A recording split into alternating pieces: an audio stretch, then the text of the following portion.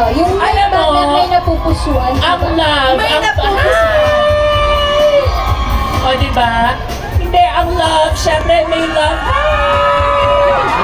O, ang love, pwedeng pag-ibig sa anak, diba? Gusto natin, ang love natin sa mga anak natin, ang love natin sa mga magulang natin, especially that we're getting older, we have to spend more time with our parents, di ba? Kung dati, mga bagets tayo, lakwatsa tayo ng lakwatsa. Ngayon, parang nafe-feel na ng parents natin na mas gusto natin silang makasama. So, let's spend more time with our parents while they're still alive.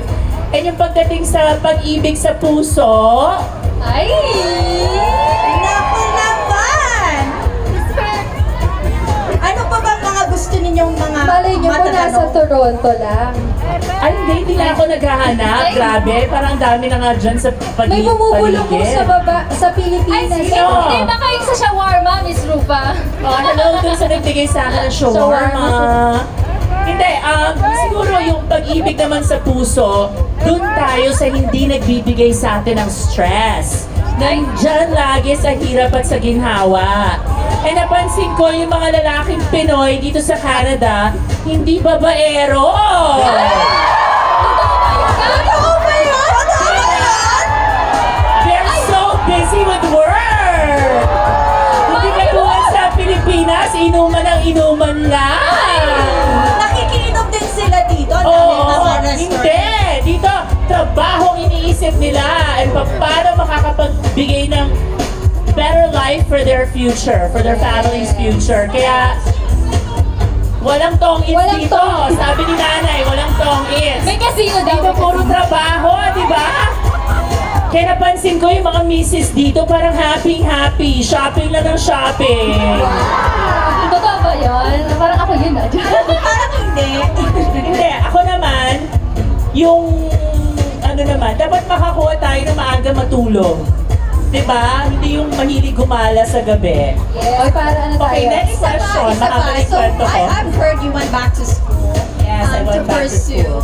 your master's. What do you have any tips for our kababayan? Like what made you go back to school?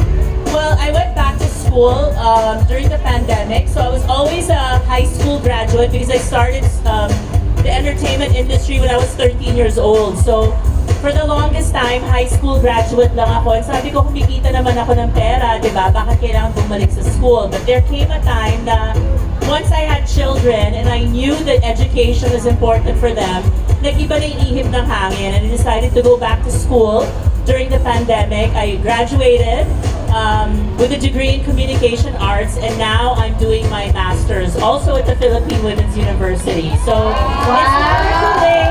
Wow, you're such an inspiration. Yeah, we can be 30 years old, 40, 50, 60. It's never too late to Yes. inspire others to finish our education.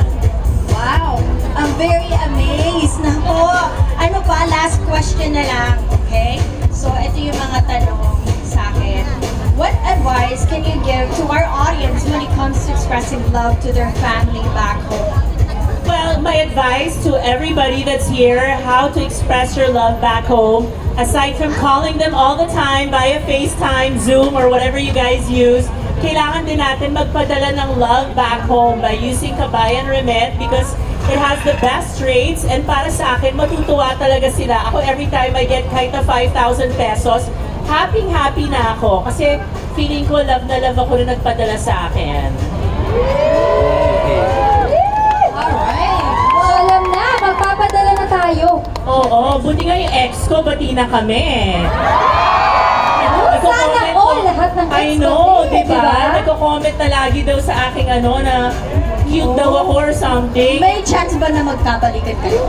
Dear, hindi na siguro, pero at least friends na kami, Yes, di ba? mas okay ang friends.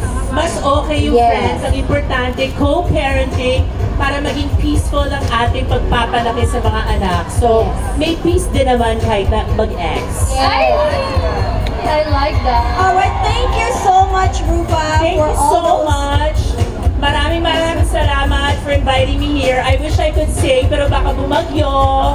So I won't sing anymore, but I hope to be back next year. Thank you so much. Maraming salamat po. Thank you. Maraming salamat po, Miss Rupa Gutierrez. Picture po